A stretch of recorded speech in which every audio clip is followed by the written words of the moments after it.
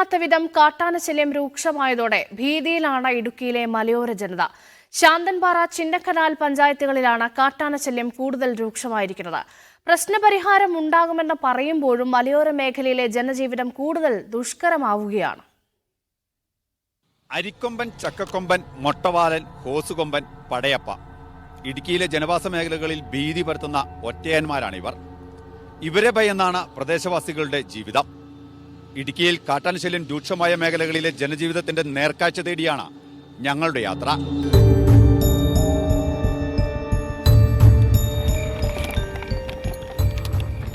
നമ്മളിപ്പോൾ പോകുന്ന വഴിയെ ഒരു ഭാഗത്തും വഴിവിളക്കോ ഫെൻസിംഗ് സംവിധാനമോ ഇല്ല എന്നുള്ളതാണ് ഏറ്റവും ശ്രദ്ധേയമായ ഒരു കാര്യം. ഈ മേഖലയിൽ അപകടങ്ങൾ വർദ്ധിക്കാനുള്ള പ്രധാന കാരണവും ഇത് തന്നെയാണ്.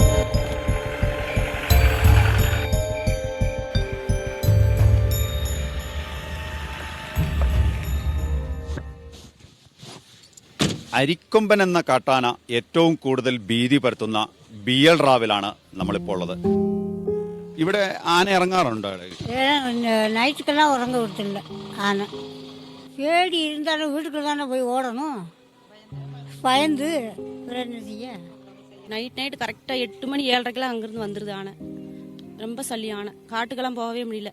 எங்களுக்கெல்லாம் காய் எடுத்துட்டு குறை போட்டு அப்படியே கிடக்கு. காய் எடுக்கவே முடியல. പട്ടി വരയ്ക്കുന്നിടപ്പോൾ എനിക്ക് അത് വ്യത്യാസം പോലെ തോന്നി. അപ്പോൾ ഞാൻ എഴുന്നേറ്റ് നോക്കി കഴിഞ്ഞപ്പോൾ ആന പയ്യെ വരുവാണ്. അത് നമ്മുടെ ഷെഡ് അങ്ങ് തള്ളി, കട തള്ളി കഴിഞ്ഞപ്പോൾ വീടും തള്ളി. അപ്പുറത്തെ ചേട്ടൻ ഉണ്ടായിരുന്ന ചേട്ടൻ ലൈറ്റ് അടിച്ചപ്പോഴത്തേക്കും ആന പുറകോട്ട് പിന്നെ അങ്ങ് പോയി.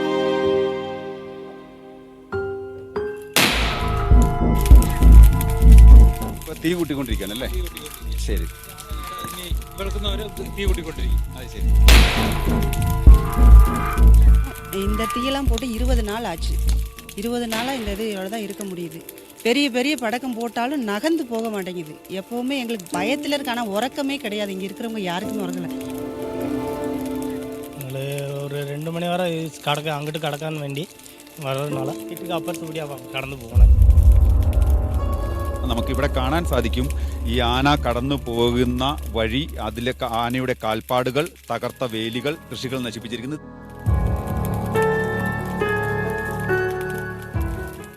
കാട്ടാനക്കലിയിൽ ഇടുക്കിയിൽ ഇതുവരെ പൊലിഞ്ഞത് 44 മനുഷ്യജീവനുകൾ.